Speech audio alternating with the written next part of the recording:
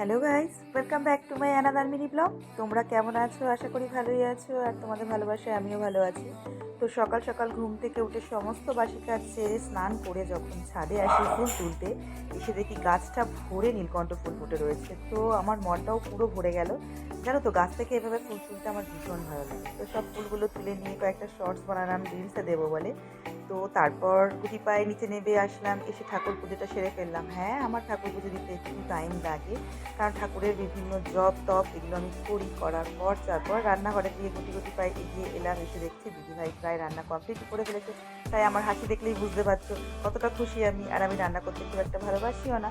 তো দিদিভাই আজকে দই কাতলা করছে, আর এখানে মাছ টাছ ভাজা হয়ে গেছে। আমি এসে একটু পাকামো করলাম, ব্যাস হয়ে গেল। তো তোমরা মিনি ব্লগটা দেখতে থাকো, আর আমি এদিকে দিদিভাইকে একটু হেল্প করে নিই। ভালো লাগলে লাইক কমেন্ট শেয়ার অ্যান্ড চ্যানেলটা সাবস্ক্রাইব অবশ্যই করে দিও। Tata bye.